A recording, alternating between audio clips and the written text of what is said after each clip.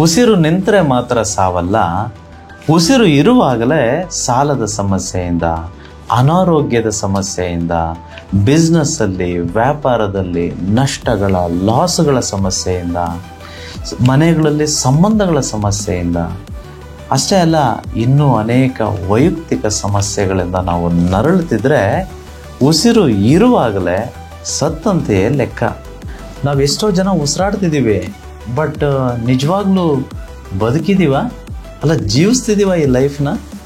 ನನಗೇನೋ ಅನಿಸುತ್ತೆ ತುಂಬ ಜನ ಬರೀ ಉಸಿರಾಡ್ತಿದ್ದೀವಿ, ಬದುಕಿದಾಗೆ ನಟಿಸ್ತಿದ್ದೀವಿ, ಬಟ್ ನಿಜವಾಗ್ಲೂ ಸಂತೋಷದಿಂದ ಸುಖ ಶಾಂತಿ ನೆಮ್ಮದಿಯಿಂದ ಬದುಕ್ತಿಲ್ಲ ಅನಿಸುತ್ತೆ. ನಾವೆಲ್ಲ ಶಾಂತಿಯಿಂದ ಸಂತೋಷದಿಂದ ಸೆಲೆಬ್ರೇಷನ್ ಮಾಡ್ಕೊಳ್ತಾ ಈ ಲೈಫ್ನ ಬದುಕಬೇಕು ಜೀವಿಸ್ಬೇಕು ಅಂತಂದರೆ ಈ ಕಲಿಯುಗದಲ್ಲಿ 2 ಥಿಂಗ್ಸ್ ಆರ್ ವೆರಿ ಇಂಪಾರ್ಟೆಂಟ್. ಈ 2 ವಸ್ತುಗಳು ಬೇಕೇ ಬೇಕು. ಒಂದು ನಮಗೆಷ್ಟು ಬೇಕೋ ಅಷ್ಟು ಹಣ, 2ನೇದು ಸಂಸ್ಕಾರ. ಐ ಥಿಂಕ್ ನಮ್ಮೆಲ್ರಿಗೂ ನಾವೆಲ್ಲ ಸಂಸ್ಕಾರವಂತರೇ ಅಲ್ವಾ? ನಾವೆಲ್ಲರೂ ಒಳ್ಳೆಯವರೇ. ನಾನಂತೂ ಒಳ್ಳೆಯವನಪ್ಪ, ನೀವು ಒಳ್ಳೆಯವರು ಅಂತ ನಾನು ಭಾವಿಸಿದ್ದೇನೆ. ಸೊ ಒಳ್ಳೆಯವರೇನೋ ಆಗ್ಬಿಟ್ವಿ, ಸಂಸ್ಕಾರ ಏನೋ ಇದೆ, ಬಟ್ ದುಡ್ಡು ಕಲಿಯುಗ ಅಲ್ಲ ರೀ, ಇದು ಸ್ವರ್ಗ ಅಲ್ಲಪ್ಪ ಇದು. ಸೊ ಹಾಗಾಗಿ ಇವೆರಡೂ ಇದ್ದಾಗ ಮಾತ್ರ ನಾವು ಸಂಪೂರ್ಣತ್ವದಲ್ಲಿ ಈ ಬದುಕನ್ನು ಬದುಕೋದಕ್ಕೆ ಜೀವಿಸೋದಕ್ಕೆ ಸಾಧ್ಯ. ಸೊ ನಮ್ಮ ಕರ್ಮಗಳಿಗೆ, ನಮ್ಮ ಕಷ್ಟಗಳಿಗೆ, ಈ ಭೂಲೋಕದಲ್ಲಿ ಈ ಸಾಲಗಳಿಗೆ, ಇವೆಲ್ಲದಕ್ಕೂ ಕಾರಣ ಏನೋ ದೊಡ್ಡದು ಯಾವುದೋ ಇದೆ ಅಂತ ಅನಿಸುತ್ತೆ ನನಗೆ. ತುಂಬ ಸಲ ನಾನು ಧ್ಯಾನ ಮಾಡಬೇಕಂತಂದರೆ, ಮೆಡಿಟೇಷನ್ ಮಾಡಬೇಕಂತಂದರೆ, ನಾನು ಹಿಮಾಲಯದಲ್ಲಿ ಇರಬೇಕಂತಂದರೆ, ಇದೆಲ್ಲ ಯೋಚನೆ ಮಾಡಿದಾಗ ನನಗೆ ಒಂದೊಂದು ಸಲ ಅನಿಸುತ್ತೆ ಈ ಭೂಲೋಕ ಅರ್ಧ ನರಕ ಅರ್ಧ ಸ್ವರ್ಗನೇನೋ ಅಂತ ಅನಿಸುತ್ತೆ. ಯಾಕಂತಂದರೆ ಎಲ್ಲ ಇದ್ದರೂ ಕಷ್ಟ ತಪ್ಪಬೇಕು ಅಂತಂತೇನಿಲ್ಲ.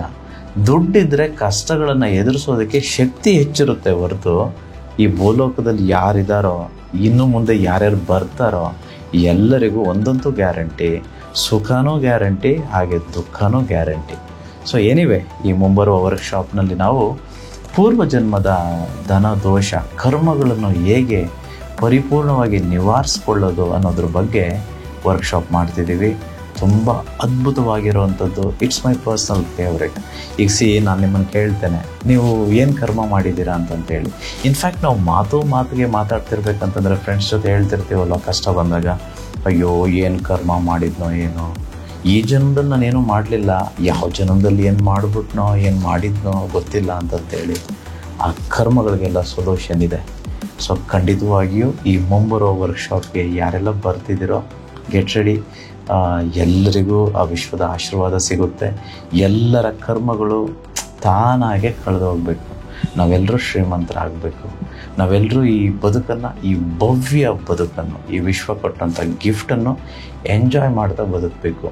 ಯಾವಾಗ ಇಲ್ಲಿ ಸಂತೋಷವಾಗಿ ಬದುಕ್ತೇವೋ ಅಲ್ಲಿನೂ ನಮಗೆ ಜಾಗ ಸಿಗುತ್ತೆ. ಅದಕ್ಕೆ ಬಸವಣ್ಣವರು ಎಷ್ಟು ಮುದ್ದಾಗಿ, ಎಷ್ಟು ಸೊಗಸಾಗಿ ಹೇಳಿದಾರಲ್ವ, ಮರ್ತ್ಯ ಲೋಕವೆಂಬುದು ಕರ್ತಾರನ ಕಮ್ಮಟವಯ್ಯ, ಇಲ್ಲಿ ಸಲ್ಲುವವನು ಅಲ್ಲಿಯೂ ಸಲ್ಲುವನು, ಇಲ್ಲಿ ಸಲ್ಲದವನು ಎಲ್ಲಿಯೂ ಸಲ್ಲನು ಕೂಡಲ ಸಂಗಮ ದೈವ.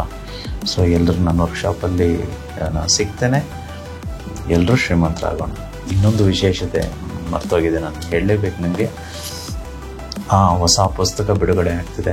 ಇನ್ಫ್ಯಾಕ್ಟ್ 2 ಪುಸ್ತಕಗಳು ಬಿಡುಗಡೆ ಆಗ್ತಿದೆ. ಶ್ರೀಮಂತರಾಗುವುದು ಮಕ್ಕಳ ಆಟದಂತೆ ಅಂತೇಳಿ ಕನ್ನಡದಲ್ಲಿ ಒಂದು ಪುಸ್ತಕ, ಇಂಗ್ಲೀಷಲ್ಲಿ becoming rich is just a child's play.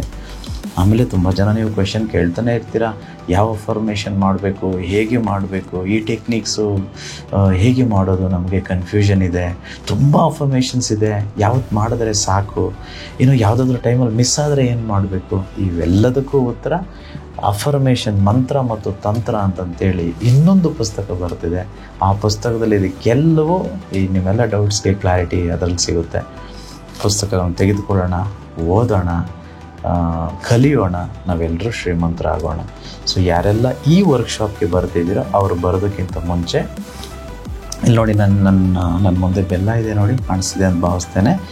ಈ ರೀತಿ ಒಂದು ಬೆಲ್ಲದ ಒಂದು ದೊಡ್ಡ ಒಂದು ಗಾತ್ರದ ಬೆಲ್ಲವನ್ನು ತೆಗೆದುಕೊಂಡು ಬೆಳಿಗ್ಗೆ ನೀವು ವಾಕಿಂಗ್ ಹೋದಾಗ ಇದನ್ನು ಇರುವೆಗಳಿಗೆ ಹಾಕಬೇಕು. ಒಂದು ವೇಳೆ ಇರುವೆಗಳೇನಾದರೂ ಬೆಲ್ಲವನ್ನು ತಿಂದೇ ಇದ್ದರೆ ನಾನು ವರ್ಕ್ಶಾಪಲ್ಲಿ ಹೇಳಬೇಕು. ನಂತರ ನೋಡಿ, ಇಲ್ಲಿ ಸಪೋಸ್ ನಿಮಗೆ ಬೆಲ್ಲ ಸಿಗಲಿಲ್ಲ ಅಂದ್ಕೊಳ್ಳಿ, ನೀವು ಅಕ್ಕಿ ಆದರೂ ಹಾಕ್ಬೋದು, ಒಂದು ಇಡೀ ಅಕ್ಕಿ ಆದರೂ ಹಾಕ್ಬೋದು, ಅಥವಾ ರಾಗಿ. ನೋಡಿ ರಾಗಿ ಇದೆ ನನ್ನ ಮುಂದೆ. ಇವೆಲ್ಲವೂ ಹಾಕಿದ್ರೂ ಚಿಂತೆ ಇಲ್ಲ. ನಮ್ಮ ಕರ್ಮಗಳನ್ನು ಈ ವಿಶ್ವ ತೆಗೆದುಕೊಳ್ಳೋದಕ್ಕೆ ರೆಡಿ ಇದೆ. ನಾವು ಕೊಡೋದಕ್ಕೆ ಫಸ್ಟ್ ರೆಡಿ ಇರಬೇಕು. ಸೊ ದಯವಿಟ್ಟು ಇದನ್ನು ಹಾಕಿ ಆದಮೇಲೆ ನನಗೆ ವರ್ಕ್ಶಾಪ್ ಬಂದಾಗ ಯಾರ್ದಾದರೂ ನಾವು ಹಾಕಿರುವಂಥ ಈ ಒಂದು ಬೆಲ್ಲ ಆಗ್ಬೋದು, ಅಕ್ಕಿ ಆಗ್ಬೋದು, ರಾಗಿ ಆಗ್ಬೋದು ತಿಂದೇ ಇದ್ದರೆ ನನಗೆ ತಿಳಿಸ್ಬೇಕು. ಸೊ ಎಲ್ಲರನ್ನು ನಾನು ಸಿಗ್ತೇನೆ, ಎಲ್ರಿಗೂ ಸಿಗ್ತೇನೆ. ಎಲ್ಲರೂ ಕಲಿತು ಶ್ರೀಮಂತರಾಗೋಣ. Thank you. ಅಹಂ ಬ್ರಹ್ಮಸ್ಮಿ.